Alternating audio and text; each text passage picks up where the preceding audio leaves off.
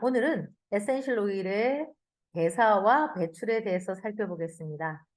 지난 시간에는 에센셜 오일의 흡수 그리고 분포에 대한 전반적인 내용을 살펴봤죠.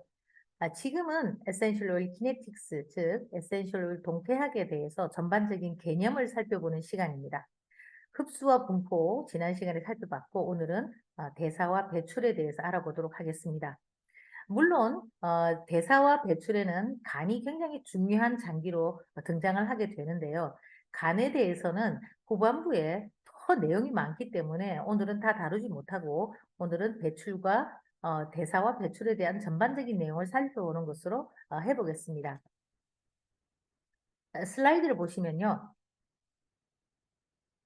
제일 먼저 간의 기능에 대해서 나왔습니다. 간의 기능을 아로마 테라피에서 염두에 둬야 될 일이 무엇인가라고 생각한다면은 사실은 뭐 흡입을 하거나 뭐 피부에 바르거나 좌약으로 사용하거나 이럴 때는 전혀 그 간의 기능에 대해서 조금 몰라도 문제가 없습니다. 그러나 여기에 슬라이드에 있는 것처럼 에센셜 오일을 섭취하게 되는 경우에는 굉장히 중요한 개념으로 이 간이라는 것이 떠오르게 됩니다.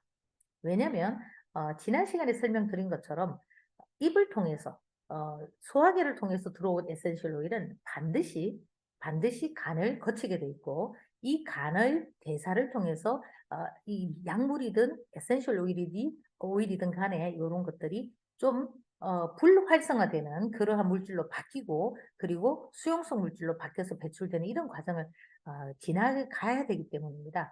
그래서 그 어떤 에센셜 오일이라 하더라도 입을 통해서 들어온 것들은 반드시 간에 직접적인 영향을 미친다. 이것이 중요한 팩트입니다. 간이 대사도 하고 면역 시스템에도 관리하고 여러 가지 뭐 뉴트리언트 영양소도 저장하고 담즙도 생산하고 그다음 뭐죠? 저기 콜레스테롤도 생산하고 등등 혈당에도 관리하는 관련되어 있는 정말 많은 그런 기능을 담당하고 있습니다. 그리고 많은 분들이 상식적으로 아시다시피 침묵의 장기다라는 말도 있고 화학 공장이다라는 별명도 가지고 있을 정도로 간이 하는 일은 이루 셀 수가 없을 정도로 많습니다. 이런 중요하고 다양한 역할을 해내는 간은 입으로 들어온 모든 물질을 다시 대사하는 중차대한 임무를 가지고 있습니다.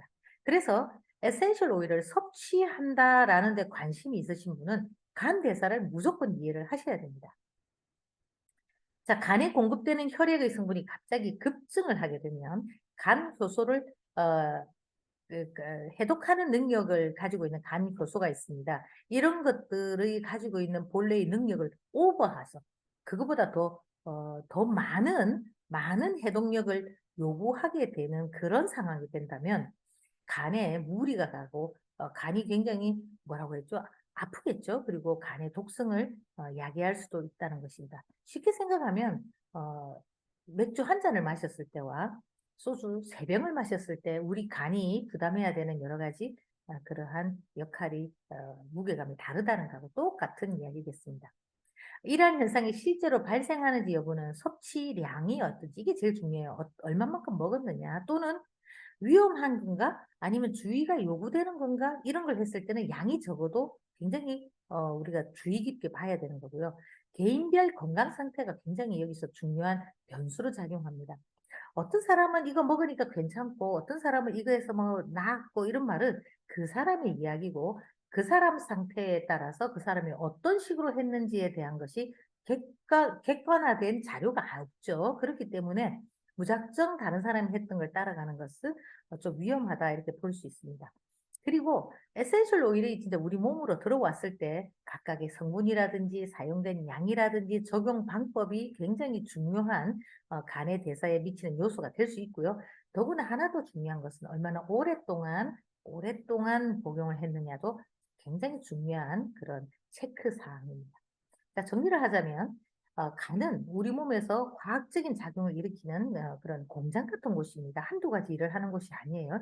그중에 가장 중요한 것이 외부에서 들어온 물질을 무해한 것으로 만들어내는 그러한 디톡시피케이션의 그 장소입니다. 여기서는 얼만큼 양이 중요하고 또 어느 정도의 길이가 중요하고 또 무엇을의 종류가 중요합니다. 그래서 이러한 것들은 다음에 시간이 좀 더 넉넉할 때 길게 설명을 하기로 하고 일단 간의 해독 과정을 잠시 짧게라도 살펴볼게요. 왼쪽 그림은 이 장 있죠. 밑에 이렇게 조금 약간 노란색, 누른색으로 되어 있는 장에서 어, 빨간색의 그 동맥도 이렇게 분포가 되어 있지만 파란색의 정맥이 있죠. 이 정맥이 어디로 가는지 보세요. 어디로 가냐면 간으로 갑니다. 그래서 먹은 것이 장에서 뭔가 흡수가 되는 것은 무조건 하고 간으로 간다는 겁니다. 위도 마찬가지예요. 그래서 간으로 가기 때문에 이 간에 어떤 물질이 오느냐에 따라서 간의 건강 상태가 달라지겠죠.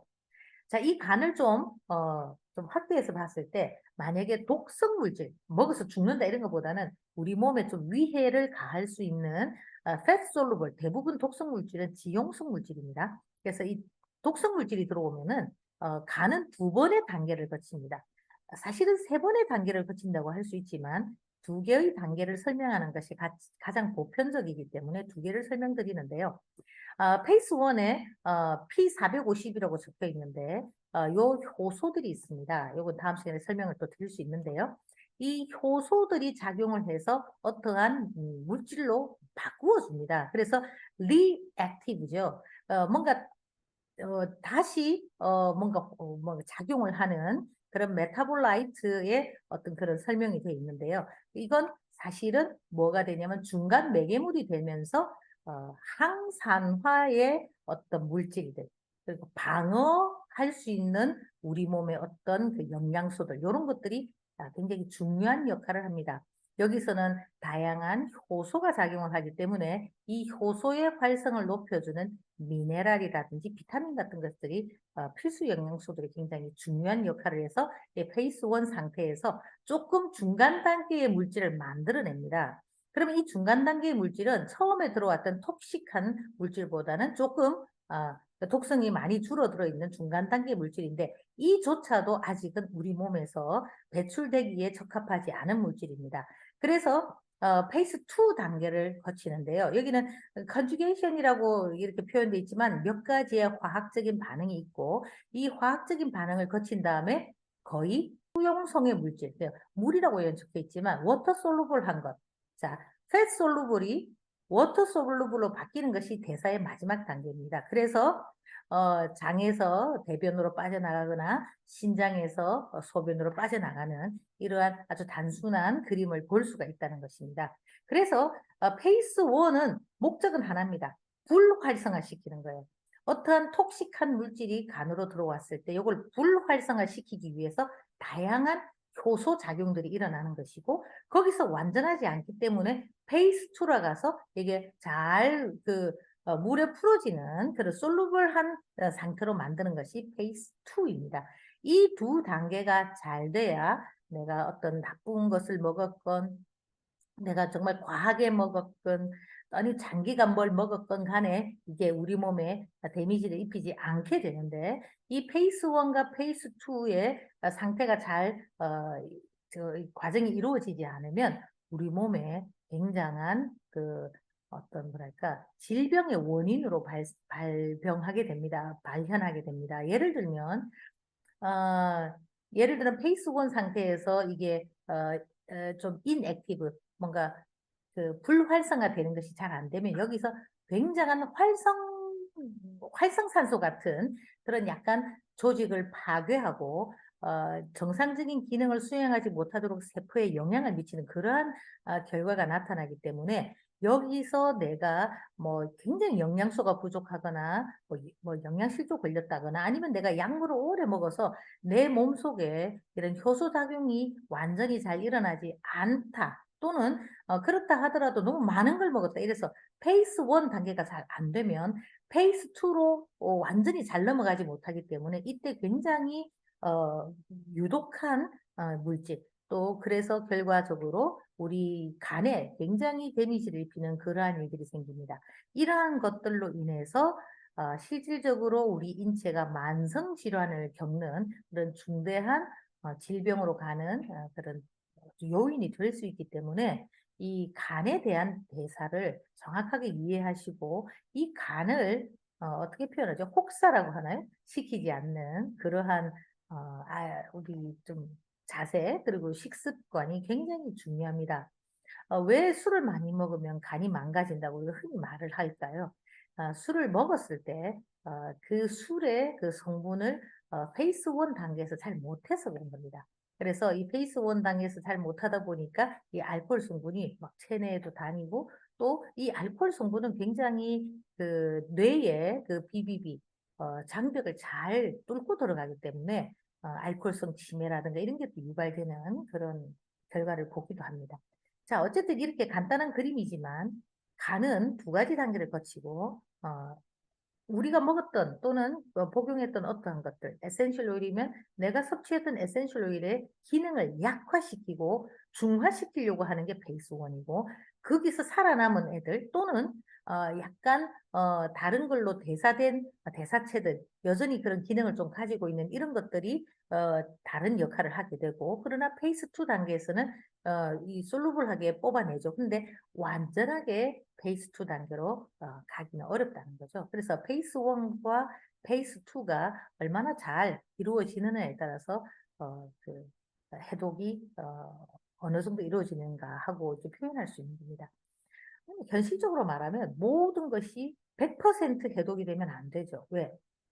내가 예를 들어서 항생제를 먹었어요. 항생제를 먹었는데 이게 뭐 페이스 1, 페이스 2 단계에서 100% 그냥 다 소거되어서 소변으로 나가면 이 약을 먹은 이유가 없을 거 아니에요. 그래서 페이스 1, 페이스 2 단계에서 그렇게 많이 다 죽지 않고 어떻게 보면 살아남은 그러한 것들이 우리 인체에 영향을 미치게 되기 때문에 요게 생체 이용률입니다. 그래서 에센셜 오일이든 어떤 약물이든 들어와서 간 대사를 거친 다음에 여전히 가지고 있는 그 성격, 양리적인 성격, 그게 몇 퍼센트 정도 남아있느냐? 이게 생체 이용률입니다. 앞 시간에 보셨을 때 오럴로, 입으로 먹었던 것들은 약 뭐 평균 잡아 50% 정도다라고 제가 한번 말씀을 드린 적이 있죠. 뭐 다 다르지만 그냥 평균적으로 그 정도라고 보시면 될 것 같습니다. 그래서 내가 먹었던 거에 반 정도는 뭐 대사되고 막 없어지고 반 정도가 역할을 한다. 그렇게 보실 수 있다는 거죠. 자, 요런 개념을 가지시고 약물 대사 효소, 즉 우리의 관점에서는 에센셜 오일의 대사에 미치는 영향을 주는 요인들이 있겠죠. 그것을 살펴보겠습니다. 만약에 내 몸에 염증이 있다, 또는 당뇨가 있다, 임산부다, 또는 내가 연령이 아주 낮거나 또는 또 고령층이다. 뭐 성별에 따라서 또 물론 차이가 있지만 그러나 그게 뭐 아주 극단적인 차이를 주지는 않습니다. 다형성이라든지 또 장기 이식, 간 질환, 신장 질환, 약물 상호작용 이런 등등의 참 많은 요소들이 약물의 대사를 하는 주관하는 효소에 영향을 미칩니다. 예를 들어서 내가 어 뭐랄까요? 장기 이식을 했다 쳐요. 장기 이식을 했으면 면역력이라는 문제가 또 대두가 되죠. 그리고 장기 이식을 하면 다른 장기가 내 몸에 들어왔기 때문에 면역력을 굉장히 낮추는 그러한 어 뭐 과정이 필수적인데요. 그 이후로도 면역력에 대한 것을 굉장히 관심을 많이 가지고 관리를 하시죠. 그래서 이 장기 이식이 된 사람은 약물 대사에 있어서 정상인들과는 반드시 분명히 다른 그런 양상을 띨 것이고 효소의 발현이나 이런 것들이 차이를 나타낼 것입니다. 그래서 누구나 똑같이 생각하면 절대 안 된다는 거예요. 에센셜 오일을 누군가에게 뭐 복용을 권한다. 뭐 어, 그랬다 쳐요. 자, 그러면 그 사람이 당뇨가 있는지 물어봐야 돼요. 임신했는지는 잘 물어보실 거고 연령에 따라 성별에 따라 다형성 장기이식 간질환 신장질환 이것만 있겠어요? 정말 더 많을 거예요. 정말 더 많은 요소들이 이 사람이 간에서 에센셜 오일을 대사할 수 있는 능력을 좌우하는 겁니다. 이런 것들에 대한 것을 다 알지는 못한다 하더라도 이러한 요소가 있다. 그래서 내가 누군가에게 뭔가를 권할 때는 지식적인 것을 기반으로 굉장히 책임감 있게 해야 된다라는 것을 한번 강조하고 싶습니다. 그래서 에센셜 오일을 추천할 때 고려 사항을 좀 알 수가 있고요. 복용을 할 때 금기되는 또는 주의해야 되는 이런 사항들을 충분히 우리가 상상할 수가 있습니다. 한번 예를 들어 보면 제가 가끔 에센셜 오일을 복용하는 분들의 말씀을 들어보면 "누가 뭘 먹었는데 어떻게 좋았다더라." 이렇게 말씀을 많이 하시는데 그것이 여기에도 이 슬라이드를 보시더라도 너무 경우의 수가 많기 때문에 나한테 그대로 적용이 안 된다는 것도 알 수 있지만, 또 그렇다 하더라도 어느 정도의 어느 정도 강도로 얼마만큼의 기간 동안 이걸 해야 되는지도 사실은 그 누구도 가르쳐 주지 않습니다.